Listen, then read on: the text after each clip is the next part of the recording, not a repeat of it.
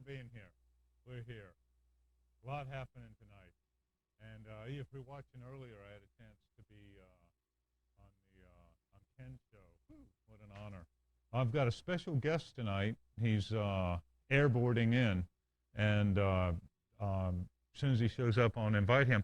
But first of all, I have an award to give, the Earthling of the Week. I wanted to be sure to give this one out. This one's going to Krista. And she's got a lot of qualities, and there are a lot of reasons she could have won, but the thing that did it for her, and this is the quality. I'm going to say this, and this is going to sound negative, and I want you to reconsider this. She's a bleeding heart, okay? Now, in our insane world, that's thought to be negative, but you think about it. A bleeding heart is someone who has compassion for other people, and particularly for the suffering of other people. Compassion. In order to have compassion for other people, there's a certain natural capacity we have for compassion. Rousseau thought it was, we were born with it, and society corrupted it. But it can be cultivated, and this is what the Buddhists want to cultivate. They want to cultivate. So, in the Buddhist thing, if you become a bleeding heart, that's an accomplishment in life. That's that you've developed your heart. So Krista has a bleeding heart. She suffers the pain of other people in the world, and that's what won her the Earthling of the Week award. And now, I wanted to focus this week on education, and I wanted to look at education anyway. It's being talked about nationally, and also the Jonathan Cordaweg lookalike contest winner, intergalactic contest winner. The first prize for winning the lookalike contest is a all expenses paid trip to Earth and an opportunity to appear on the John Show. And so this guy's got his Jonathan Cordaweg disguise down. And I think he just airboarded into the studio. And Jonathan Cordaweg is the guy, the real Jonathan Cordaweg is the guy who did my website. And if you haven't dialed into it, there's the address. Dial in, check it out. And but he's the guy who did all the cool graphics. And anyway, look, I wish you could see that. He's just sort of floating in. There he's coming in now. Come on, Jonathan. Hey. Yeah, welcome here. And it was nice. I was just came back from Newwood with Jonathan Porter. So you were with the real Jonathan. Yes. So what did he think? Well, he thought it was cool, especially the little braids I have. Yeah. Just like yours. Yeah. Which well, actually, there's something wrong because you have the same thing I have. That's what the people on our planet, they all look like this. So what are you doing on the show? I get a lot of unfair credit. I tell you, and you're falling into that. Actually, mine aren't exactly like yours. I don't know if you can see Jonathan's. Mine are a little more conservative. I have black beads, and I go more with the conservative look. Still, you copied that. You copied the people from my planet. I wish you hadn't have said that, but as a matter of fact, that's true. On your planet, everyone has braids. That's right. When I visited your planet, you can remember I was knocked out, and so that's when I made the decision I had to have braids myself. So I actually copied the people on your planet. And so what's the story? You're coming here visiting Earth, and everyone thinks you're copying me. Right. There was just, when I came in here into the studio, someone called me a John wannabe. I'm like, what is up with this? I mean, you're the one that's copying us. Isn't that funny? What's up with that?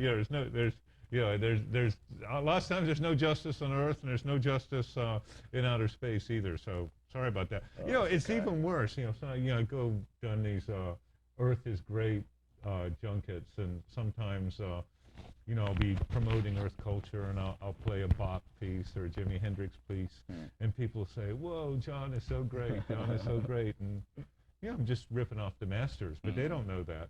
And I say, well, that's just a Jimi Hendrix song that I'm copying. They say, oh, you're so humble. Well, he's great in every way. Well, it's just taking a combination from different people and copying them and coming up with the right combination that will work. I think that's a good That's idea. what I'm aiming. So listen, I'm just going to call you Jonathan.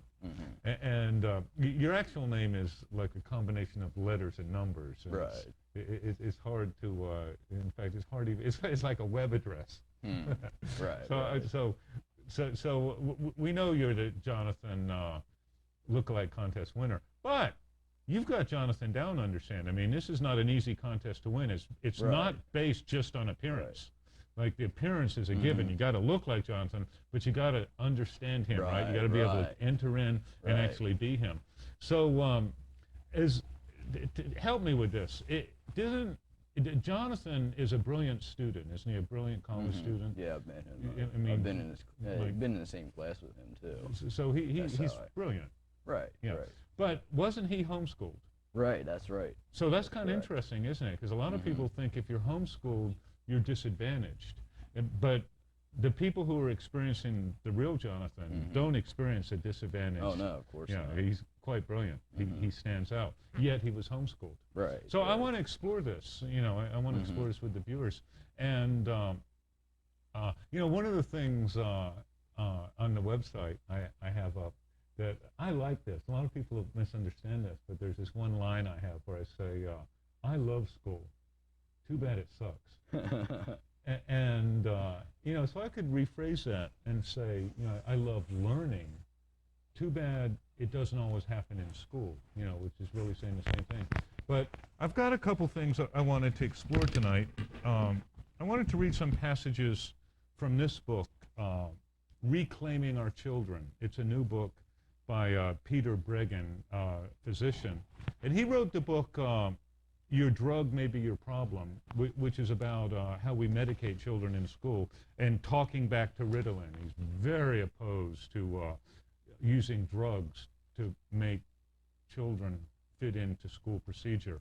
And he talks about, this is really about children, it's not about school. And he reclaiming our children, we need to spend more time with our children, develop relationships with them, and stop criticizing them. You're having a thought? Yeah, that's what happened with Jonathan, because his parents taught him all the basic things in life. He didn't just go to school and have someone else he didn't know teach him. Instead, his parents took the responsibility to educate him, both in academics and just in everyday life. That's beautiful. So he not only learned, let's say, how to think and skills and subjects, but he deepened his relationship with his parents. Right. So now he has an ongoing, healthy relationship That's correct. with adult human beings who are his parents, and also a large circle of friends. Is that Right. correct? And other people. So it wasn't just, there were many people involved in the homeschooling project. Right. There was a community. And wasn't it associated with a parish? Weren't there people in Well, it was sort of, we had a group of people we knew who were homeschooled. We would get together and, Right. or Jonathan would, see, I keep forgetting. I'm not Jonathan. But I'm we'll just someone talk from- that way. Yeah. Right. I just. I mean, you got it I'm down. so much You got like, it down. I'm so much like him. So I mean, I Yeah. keep forgetting. It's I'm not weird. It's Jonathan. weird for Yeah, me sitting here talking to weird, this guy yeah. because I sometimes I forget. And I think Right. it's like I'm talking to Jonathan. So I got to get to the mode where, wait a minute, I'm not Jonathan. I look so much like him. I Yeah. act so much like him, but Yeah. I'm not him. Yeah. So Jonathan knew a lot of people who were homeschooled. Jonathan doesn't have a cool hairstyle. No, That's he the only just- thing about yeah, it. He doesn't Yeah. have it. You see. Yeah. I think you're He's an not from improvement. Yeah. from the same planet as me. That's what separates him. He doesn't have this Yeah. type of thing. Well, with Jonathan, see, his parents knew a lot of other parents who homeschooled their children, so they got together and in fact, right now his brother is going to, it's something called ALPS, ALPS, where the students are going to this thing where other homeschooling parents will teach certain subjects that their parents may not know. For example, like chemistry or physics or Spanish, and so currently his brother's going to that. Oh, that's outstanding. And that's what Jonathan went to, some programs like that. Yeah, So, that's excellent. So we're going to explore this tonight, and also, so you've got Jonathan's thinking down, so I can read some Right. passages here, and you can Right. sort of, you can yeah, anticipate. of course, sometimes I'll forget that I'm not him. 'cause Yeah, that's good. Yeah, just be him. right, Be him. right. So let me read a couple passages from here, and we'll just explore this. Let me grab here. Excuse me, Rex. And so this guy. This isn't very long, but just check this out. This is one of his things. This is a little section called "Snuffing Out Critical Intelligence in School." Our schools coerce children on a daily basis through the suppression of their vitality and critical intelligence. Even if they were paid to endure it, few adults would choose to spend a week, let alone endless years, subjected to the mindless conformity and rote learning demanded by most schools. Schooling is what the psychiatrist Dr. William Glasser calls the enforced submissiveness that is killing students' love of learning in most of our schools. We must join together to insist that our schools become learning sanctuaries and centers. And this is what Jonathan grew up with in the home, as a learning sanctuary, Right, a center of learning. This means becoming more active as parents and as citizens in the educating of our children, and insisting that our schools become more child-oriented.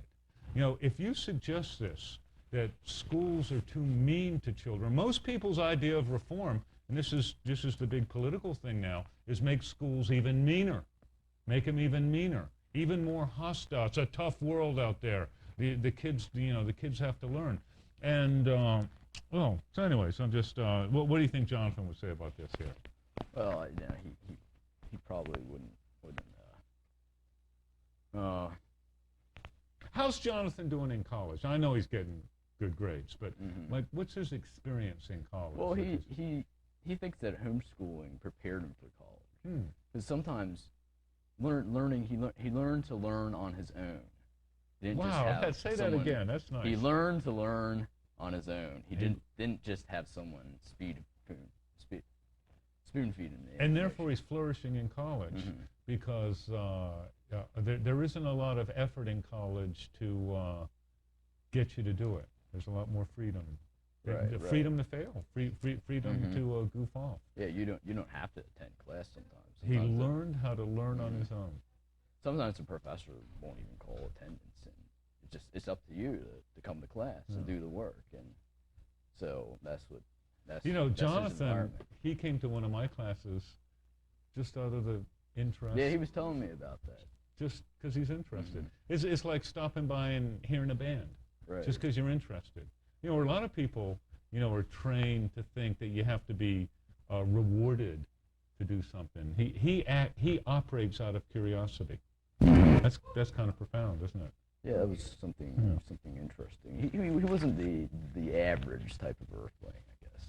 He's not the average type of No, person. the average earthling. Well, I think all your listeners know what the average type of.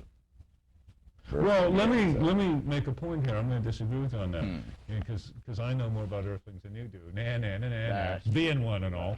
And I would say Jonathan is the average type of earthling. Now, I don't mean average meaning not so great, but Jonathan's a typical earthling, uncorrupted. Most people, he seems different because most people are typical earthlings that have been misshapen, bent, and distorted by schooling. Jonathan didn't get distorted. Therefore, he seems so superior. He is superior, but he was able to become himself, whereas most people in school. I had a friend in England, David Deutsch, brilliant physicist, and he was the leading English advocate of homeschooling, and he used to say, as a physicist, mathematical physicist, and he had a reputation. He was called the most logical man in Oxford, and which is quite a high compliment. And he used to say that for scientific training, It took 1 year out of school for every year in school to detox the mental abuse. that you couldn't be a scientist if you went to school. Interesting. Because science requires the capacity to think, to challenge, receive opinions, to investigate. And most science education is rote. Hmm. You know, Good point. you know, So yeah, again, they're just being spoon-fed the information. being spoon-fed. I saw a news report this week I found very, very depressing. You know, I know a little bit one of the exciting things that is happening in higher studies is cognitive science, is research into how the brain works. And, you know, we're learning a lot about how the brain works. And, of course, this has application to education. So, you know, we now know that almost everything we do in school is mistaken. It's the wrong approach. It's as if we were eating dirt and stones for nutrition. And there'd be a little bit of protein there, but it's not a very good diet. And so all the brain research shows, so I should say that like the result of a lot of this brain research is that people talk about conceptual maps. So learning isn't rote retention of facts. It involves operating out of curiosity and connecting what's understood, and these are called conceptual maps. So we developed that in our mind. Now, this was a report, I think, from the Baltimore schools, and they had this information. Let me finish this point, and I'm going to get this call. They had this information, and they were using it, mnemonic devices and conceptual maps, in order to help the students memorize better. Conceptual map. Terrible. You know, like the point isn't to memorize better. You know, the point is to understand more deeply. Anyway, let me get this call. Hello? How's it going, John? How's it going? Not too bad. All right. What's up? I don't know. I just wanted to see anything you wanted to talk about. Well, I'm just exploring this education thing, and, you know, I'm saying that this author is saying, you know, I'm agreeing that schools are mentally abusive. Now, let me clarify. That doesn't mean that the people in schools, the teachers and the principals are abusive. The system is mistaken. It would be as if you had well-meaning people serving unnutritious food and they didn't know. Oh yeah, definitely. I think they should teach by experience before like just through books and history, teach through experience more. This is a nice point, isn't it? Teach by experience. And you know, people want to experience things rather than just be sat down and talked to. And just like, you know, didn't this show get a lot more interesting when you called? Yeah. You know, it's interesting to watch it, but you're participating now.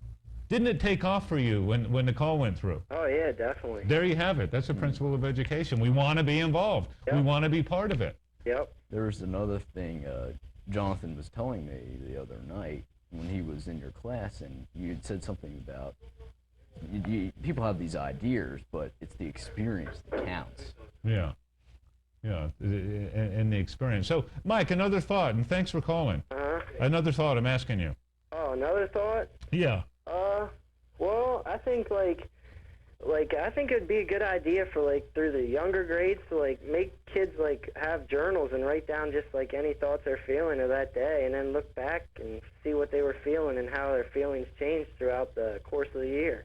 I'm going to quibble with you on that. You said make kids have journals, and I'm offering the thought we're making kids too much already. It's time to back off completely and bring more fun. I would say quadruple recess. You know, play more. Way too much. People burn out. Kids burn out. Way too much. People have the capacity to learn. I think it's way worse now than it was I was in school, but I think back in my high school years, everything I learned in high school, I could have learned in 4 years of high school, I could have learned in 2 weeks of motivated learning. Oh, definitely. You know, it's just yeah. But the journal idea is a very wonderful, powerful idea, sort of to engage in reflecting and learning about ourselves. And, you know, psychologists tell us that we learn through playing. And anyway, Keep watching. We're going to explore some of these things. So thanks for calling. Hey, John.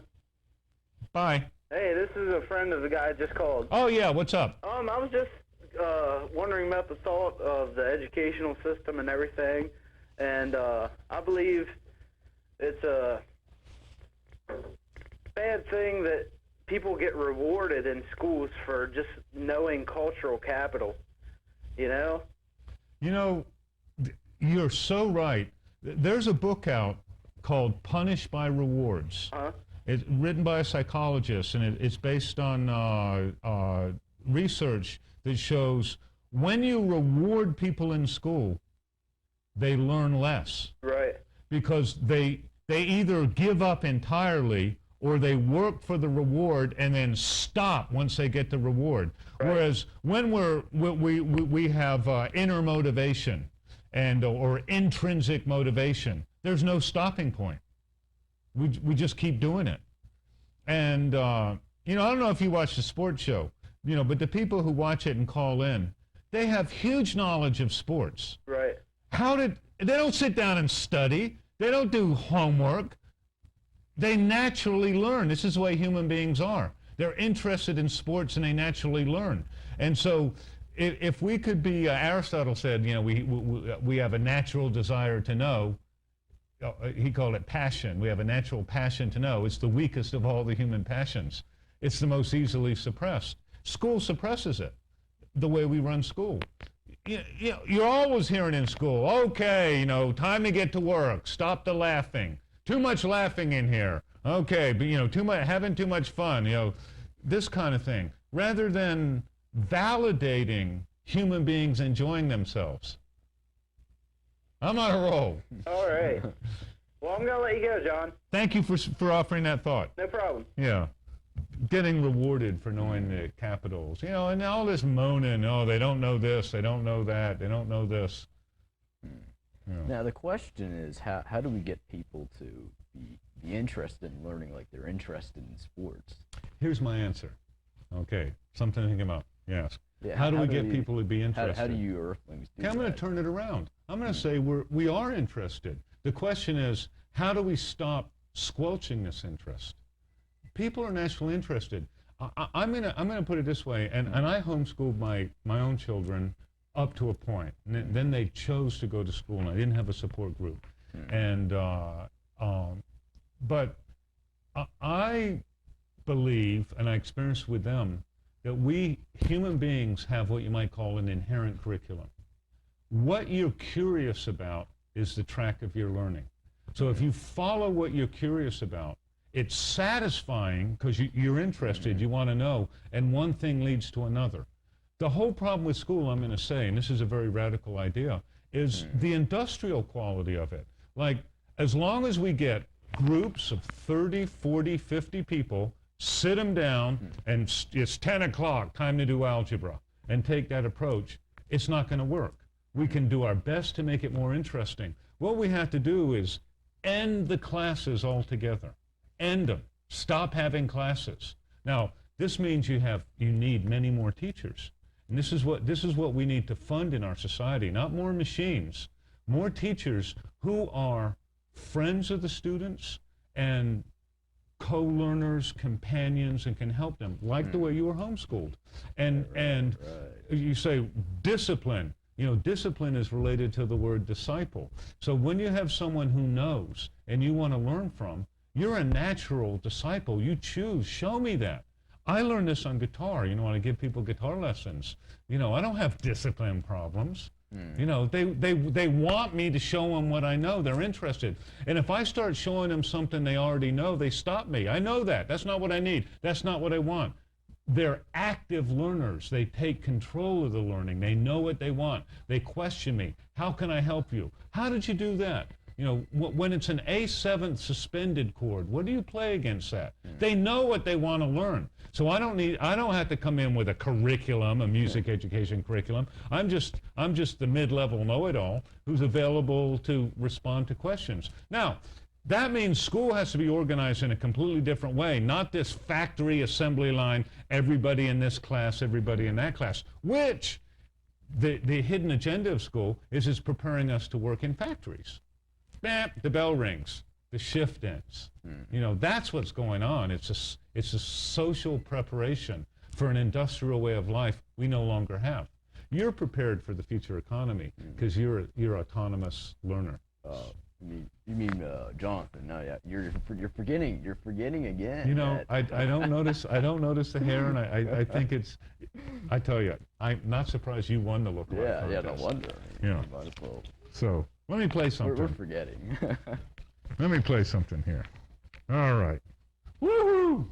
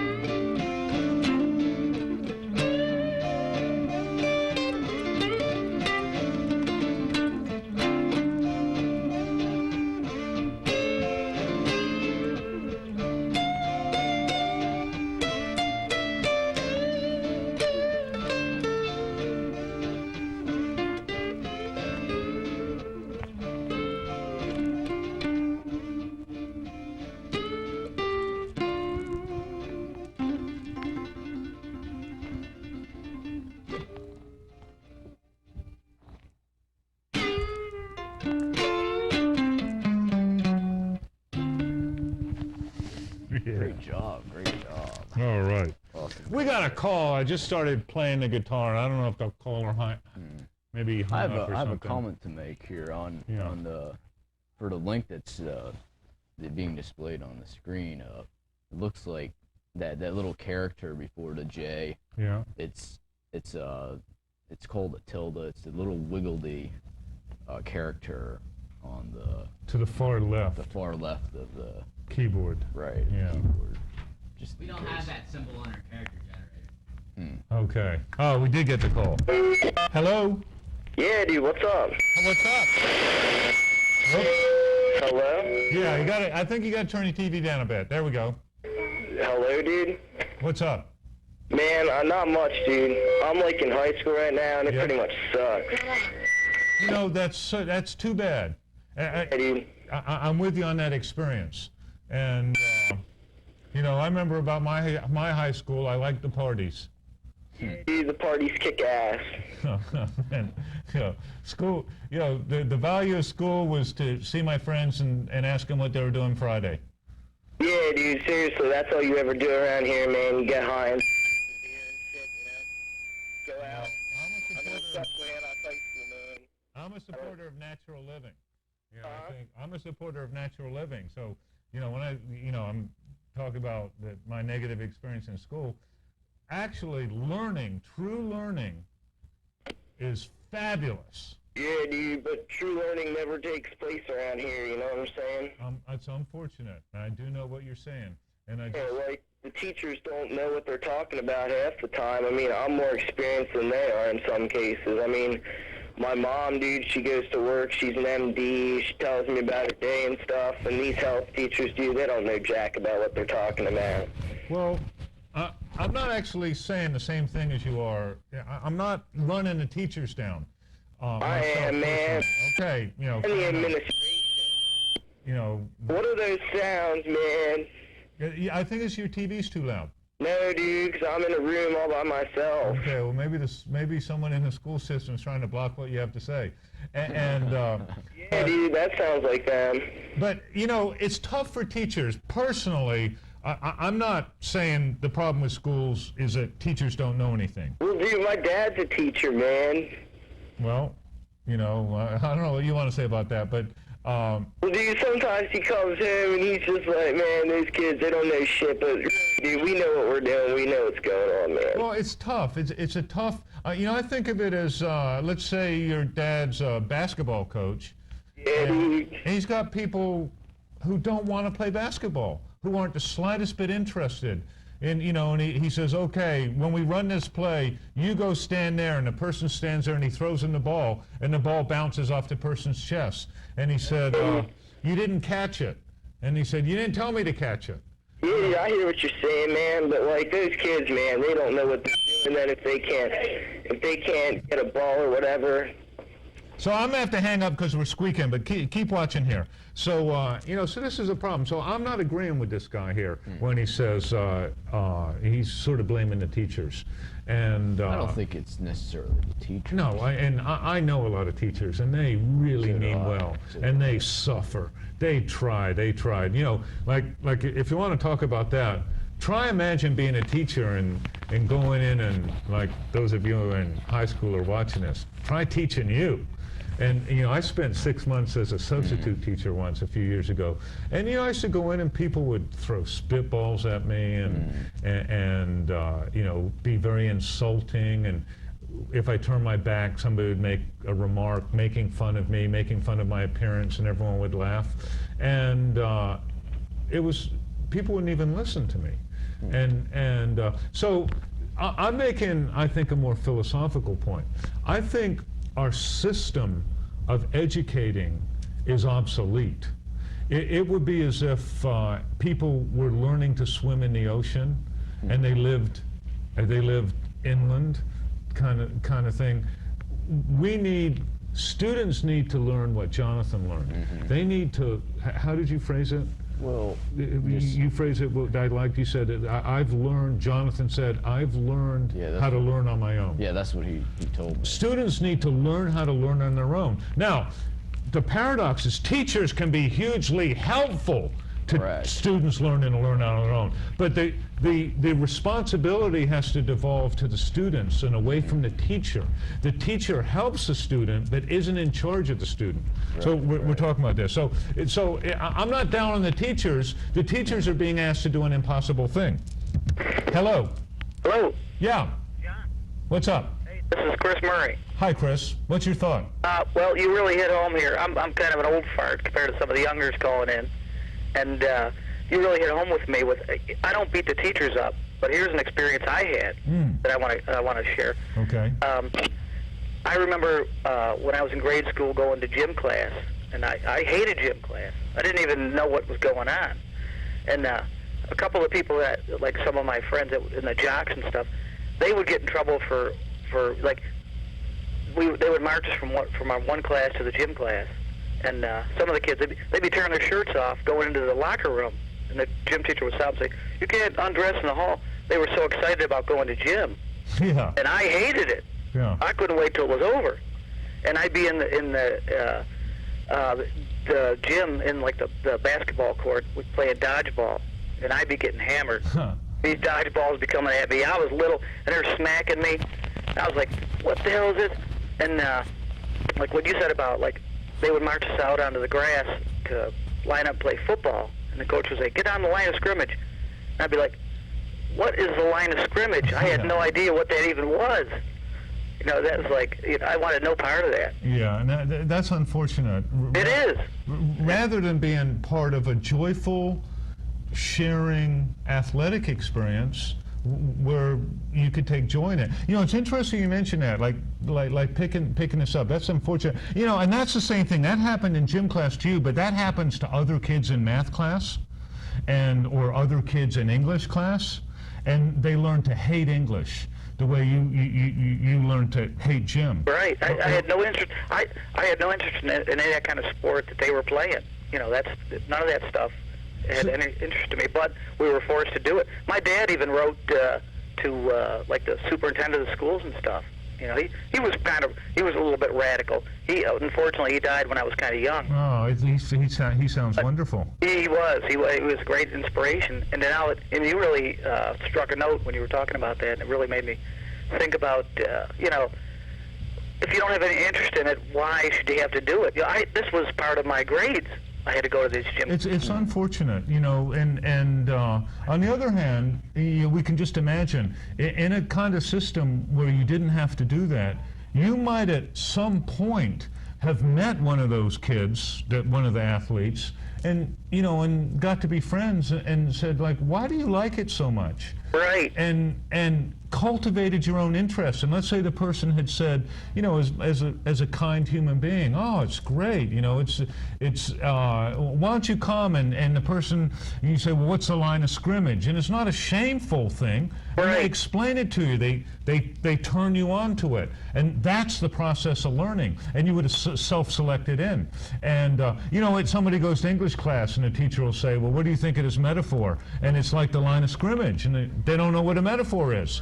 And it's shameful. Instead of being a learning opportunity, you know, I'm not saying everyone's this way, but the smart kids will laugh at the kid who doesn't know what a metaphor is, and there's people putting each other down. It's a terrible environment. Now, again, I'm not putting the teachers down.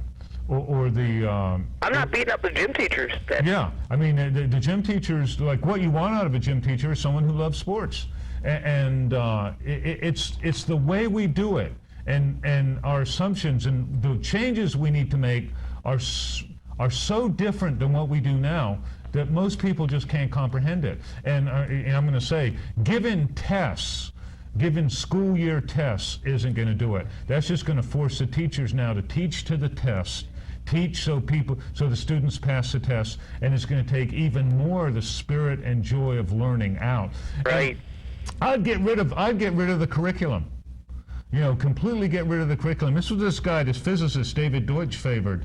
He said, you don't need a curriculum. Just listen to kids. Listen to what they're interested in. You know, kids want to learn. Right. Listen to what they're curious about. Now, you can't get 30 kids in a room and have the responsibility to teach them how to count and then listen to them. So you need another approach. So you have to say, instead of, you know, by June, everyone who's 10 years old has to know this, we want to have much looser goals and say, you know, by the time someone's, you know, a teenager, we have certain general goals that we hope they accomplish. But if someone chooses to be ignorant, man, there's only so much you can do. Hey, you know, and that, if you don't mind me saying, I want to go on to another thing that you inspired me to. When I was about 16, I took up the acoustic guitar and Oh, good for you. started playing, and I would just play the songs that we were used to hearing. My friends would go, "Oh, that's nothing like it. You suck," and this and that. Huh. Yeah, and I kept with it anyway. Good for you. Just played it by myself on my own. And Good for you. I'm 40 years old now, and I hope you I still watch you play play it. on your show, and it inspires me a lot. But I bought a book called The Scale Bible. Oh, yeah, I've seen that book. Yeah. A lot of great stuff in it. And screw, trying to play other people's music. I'm just having a good time, just wailing notes and stuff. Man, I just think you've discovered a great truth about life. Right. Nothing wrong with other people's music, but the joy is playing the music. Some Right. people play other people's music, but the ultimate thing is just to get into it yourself. Right. Learn some chords, learn some scales, and make the sounds that are appealing to you. And that's what I do when I play. I bought a 78 Les Paul, and I'm just having a great, Oh, good for you. just knocking them out. Yeah, there's this echo machine I have that you might, I don't know if you have one, but you might think about it. I have my guitar and my amp. Other than that, I'm clueless about Okay, well, see what I have. They make some now. I have. It's an Oberheim Echoplex that I use on the show, and there's another one called the Boomerang that I think might even be better. And let me just real quickly show you how it works. So you got your guitar, you plug into it, it goes into the amp. So let's say you do something like this. You play. So you put the chords down. That's what I need. Okay.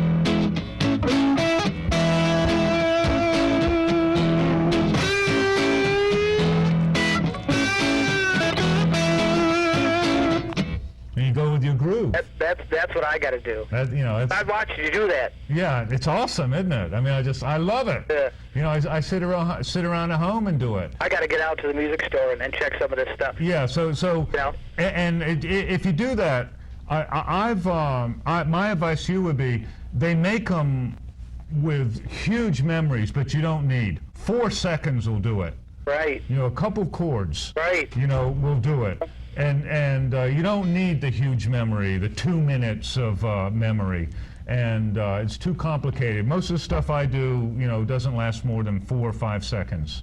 The repeat.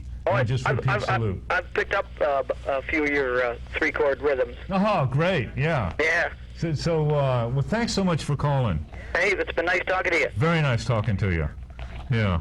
See, that's great. Now there's a guy. I could get together with him, and he could teach me some things, and I could teach him some things. And That's maybe the way I to would be learn. more the teacher, but we would be co-learners. We're co-lovers of the guitar. And if he said to me, show me something, and I started giving him a lecture, he'd stop me. He'd say, that's not what I want to know. Like, how'd you do this? Or that first thing you played. He would direct.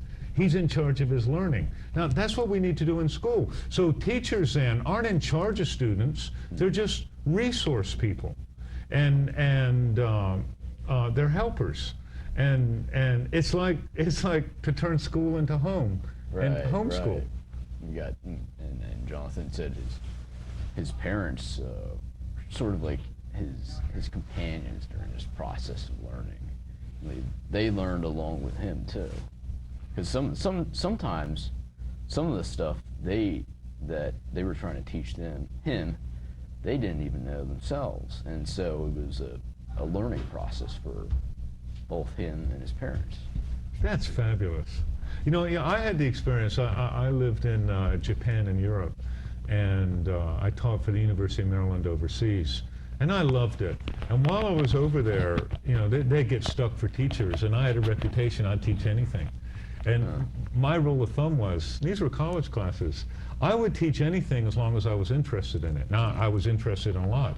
And so I would show up and say, this is terrible. I would show up as a teacher of a class, and I taught history, political science, education, psychology, philosophy, English, college classes. But I would show up as a learner the first day and say, I don't really know anything about this, but I'm interested. Let's learn it together. And those were outstanding classes. And people, suddenly now I wasn't the know-it-all that was telling people. I was the co-learner. And I think another thing is that there needs to be more hands-on experience in schools, not just. The earlier caller said that. That's a good point. Yeah, let's get this call here. Hello? Hello? Hey, Yeah. what's going on? This is Ed again. How you doing, Ed? What's Yeah, your I thought? meant to tell you that I have a band. Really? Yeah, and I play the bass guitar. Yeah? I'm down with that stuff, man. It's awesome. Oh, that's great. Well, where do you play? I'd like to hear you. Well, I played down in Towson, Maryland, Oh, yeah? and then we played downtown Baltimore, like at little bars. Man, Baltimore's not so far away. I'm music deprived. And, But other than school, man, I mean, I don't really like school. I think it sucks. But like I was saying so before, you're with going to Gettysburg, are you, or? oh yeah. Yeah, so next time you have a gig, or if you ever have a local gig, or even a, kind of a cool Baltimore gig, let me know about it. We're looking for some new tunes. Do you have any like tunes on your website, or like any like I music? don't have any on the website, but man, it'd be really awesome if you could invite me to a practice sometime and just let me play with you and Yeah, dude, that would be fat. I'd love that. Do you have like an email address on your website? Yeah, is it on the website? Do you know? Let me tell it to you right now. It's JFB9. You can see the address there on the back part of the website. JFB9 At at PSU. PSU. Oh, okay. Penn State University. PSU. University. All right, I got you. .edu. Okay, I got you. Yeah. All right, well, I'll have to email you. Oh, email me for sure. And what a thrill! I'd love it. And so I'm counting on it. Yeah. Do you have a band? I don't, and I'm just hungry to play. Man. Do you want to get in our band? Yeah, For real? yeah, for sure. I mean, I just love to play. Dude, you can bust out some notes. Oh yeah, well, that's give me a call and let me play with you. Dude, you fucking rock. Oh well, that's I didn't hear that. Did you hear that? Yeah, I don't know about the Earthlings language or. Yeah, Earthlings language. So anyway, Ed, I'm counting on you emailing me. Yeah, I guess so. Our technology cut it off. But that is an Earth thing. Like we try to, I think there are 7 words you can't say on TV, and that would be one of them. And this Earthling thing. So. Yeah. Oh, and Jonathan was telling me that he was going to take you snowboarding sometime. Oh yeah, let's talk about that. It's an Earth thing, isn't it? Yeah, I think that's one of the things here. I'm here visiting Earth, and I think this is Earth at its best. It is the snowboarding experience.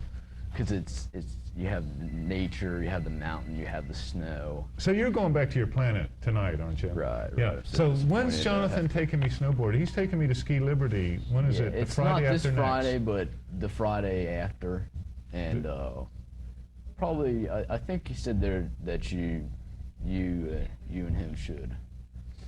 So we'll be there like 6, 7 o'clock, something like that. Well, probably about 4:30. 4:30, but be there through the Right, night. he said. Yeah. So said come beginning on at out. 5. Come on out and. So he wanted to tell. Yeah, your join viewers. Jonathan and John snowboarding. And Jonathan looks just like you, Right. except he doesn't have cool hair. Right, because he's not copying us from the people from my planet. But I am. Right. But I am. He's not a copycat. Hello? Hello? Yes. Yeah, what's up? Hey, not much. How you doing, John? Very good. That's good. Hey, I know last call you were sort of talking about some of the local music scene. Yeah, or lack of it. Well, I know of a band that plays a lot in Hanover. They're called Devolver, and I don't know about it. I'd like to know about it. I'm music deprived. they're an excellent jam band, Oh, man, I'd love to hear them. and they really do quite a range of stuff. They have a lot of their own original music. So what's their name again? Devolver, How do you spell that? DEVOLVER. They play a lot like at Klingers and the Old Mill, and they pretty much everywhere, and they're developing quite a following. It's called Volver? Evolver. Evolver, got it. Evolver. That's a neat name, Evolver. That's a very neat name. Actually, it's Devolver with a Oh, D. Devolver. That's John, Sort of like evolution backwards. play. They're great. They're excellent. Oh, Mike, our studio guru here. Yeah, I know some of the guys in the band. Can you hear that? He said he's heard them play, and they're excellent. I know some of the guys that hang out with them. I actually have their one disc, and it's really great. It's probably one of the tightest playing bands that I've heard in a long time. So how can if I want to go here and play, like how can I know where they're playing or? I'm sure your crewman there could let you know when there's a show coming up. Yeah, I'll ask him, and thanks for letting me know about this. Sure, no problem. Yeah, there's no music to speak of in Gettysburg, unfortunately. Night after night, there's nowhere to go to hear music. And That's a shame. But yeah. maybe, And look up on my website, if you haven't done it, the little section on music, where I have kind of a rap about music and jam bands and stuff. And that's my favorite kind of music, jam music. But like I say, check them out. They're up. And I want you're to. you're gonna hear a lot from them. Okay, good. I want to. All right. Hey, thank you, John. Thank you for calling. Bye. Yeah, and this is fun. I'm play something here. I'm going to thank the crew here and Mike and Joe and I'm not going to say your actual number letter name, but the Jonathan lookalike winner. It's been a pleasure. You were awesome. You just represented Jonathan really well. In fact, you mistook me for him, and I even mistook him for myself. I'm so like him now. Thank you. So, if you ever come back to the planet, stop in on the show. I'll have to go snowboarding with you sometime too. Yeah, on snowboarding. Well, Jonathan and I are going snowboarding. So, let me see. Give me a key. Okay, B. B? Let's go with B. Okay.